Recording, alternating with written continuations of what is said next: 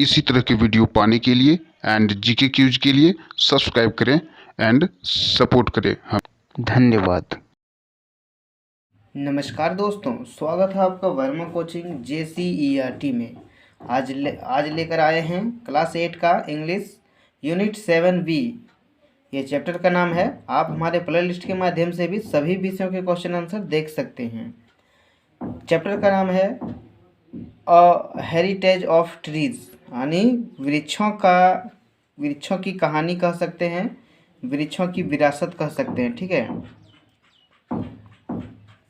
आइए देखते हैं इसका क्वेश्चन आंसर। क्वेश्चन आंसर से पहले यहाँ देखते हैं, दिया हुआ है फिल इन द ब्लैंक्स। ठीक है, वर्ड पावर में तो यहाँ पर दिया हुआ है कि नोबेल, रिपीट, ट्रेजिक, हेरिटेज, हैक्ट, अनटीमली। ठीक है, यहाँ पर जो है हमने टिक लगा के रख दिया कि 1 नंबर में कौन सा भराएगा, 2 नंबर में, 3 नंबर में, 4 नंबर और 5 नंबर और 6 नंबर में कौन सा भराएगा। ठीक है, आप ये देखकर इसके हिसाब से भर लीजिएगा। ठीक है, देखते हैं इसका क्वेश्चन का आंसर। यहाँ पर 1 2 4 लाइन दिया गया है, इसको पढ़कर नीचे कुछ क्वेश्चन दिए गए हैं, इसका आंसर देना है। क्वेश्चन है, what does attack mean, how was the man attacking the tree. यहाँ पर बता दें कि पैसेज में लिखा हुआ है, आई साव ए मैन, मैंने एक आदमी देखा, अटैक या ट्री टुडे, आज एक पेड़ पर अटैक करते हुए, हमला करते हुए। ठीक है, the road from Mysore to Ooty, यानी कौन रोड था वो, मैसूर से ऊटी जाने वाला रोड था। ठीक है, अबाउट 20 मील्स अलोंग इट, यानी कि लगभग 20 मील की दूरी। ठीक है, 20 मील की दूरी।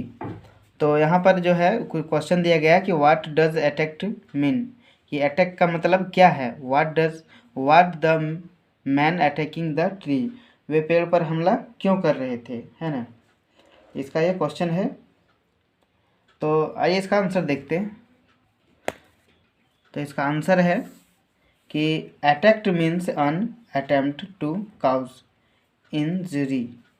The man attacked the tree by wrapping the branch and melted it ultimately from the rungs, यानी कि आदमी ने पेड़ों पर हमला किया और उसके सारे शाखाएं तोड़ डाले। हमला करना का मतलब है क्या, कि उसको काटना, है ना, तना से जड़ से सबका काट डाला। ठीक है,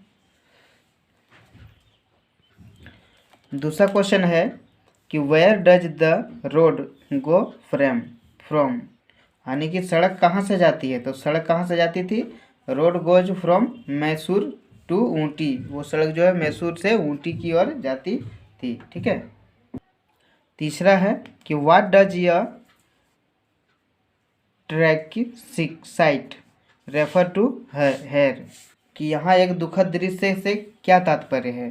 तो इसका आंसर हो जाएगा आपका कि the tragic refers here causing great sadness when the trees were cut down, यानी कि इसको कह सकते हैं कि यह दुखद घटना का मतलब है पेड़ को काटने पर जो बहुत दुख हो रहा था, वही यहाँ पर दर्शाया गया है। ठीक है, आगे देखते हैं। आगे है कि आंसर द फॉलोइंग क्वेश्चंस। ठीक है, पहला नंबर है कि the word in the poem ये line of noble trees tell us that the poet, यानी कि इसको कह सकते हैं कि वृक्षों की एक लाइन कविता के शब्द में जो बताते हैं, और ये लाइन वो क्या, वो जो कवि बताते हैं वो है कि एडमायर्स ट्री, यानी पेड़ों की प्रशंसा करता है ना।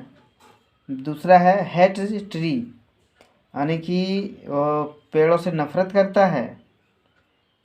क्या होगा इसका, तो इसका होगा पेड़ों की प्रशंसा करता है, ये नंबर। ठीक है, दूसरा है कि Y do you think the poet,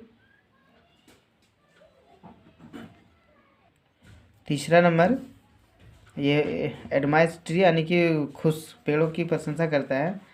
दूसरा है why do you think the poet says let them come to look once more slash on their life's work.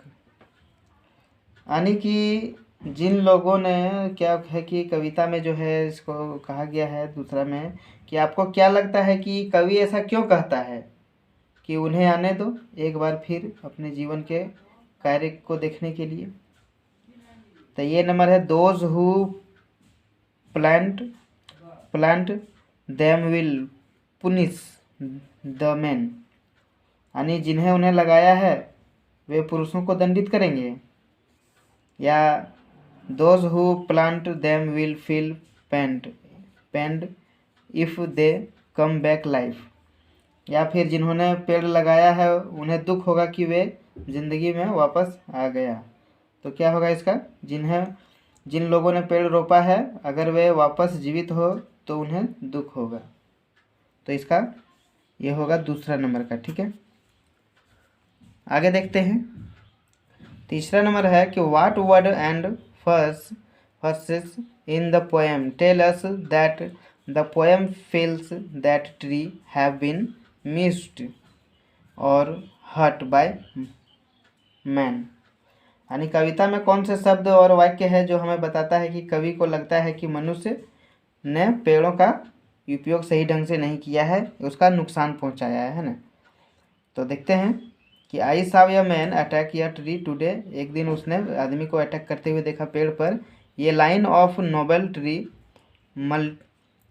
मल्टीड rapid branches ultimately from their trunks crops some, और उसने क्या किया कि उसने देखा पेड़ पर हमला करते हुए और एक बड़ी पेड़ की शाखाओं में अंत उसने तनों से को कुछ काट के उसको छोटा कर देता है, फिर पेड़ काटता है। ठीक है, व्हाट इज, अगला है कि what is the message hidden in the poem, कि पंक्ति में क्या, इस पंक्ति मतलब कि कविता से क्या संदेश मिलता है। ठीक है, तो क्या संदेश मिलता है कि the message in the poem that tree should be protect and prevent them from being cut in the name of progress by the human beings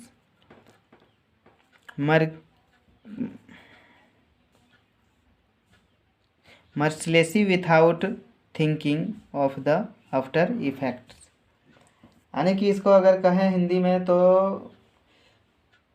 पेड़ की रक्षा की जाए और मनुष्यों द्वारा प्रगति के नाम पर निर्दयतापूर्वक जो है सोचे कि काटने से भी पेड़ को रोका जाए, है ना, ऐसा कहा गया है। ठीक है, ये क्वेश्चन आंसर इस यूनिट का हुआ पूरा। फिर मिलते हैं अगले यूनिट में, तब तक के लिए वीडियो में अंत तक बने रहने के लिए आपका बहुत बहुत धन्यवाद।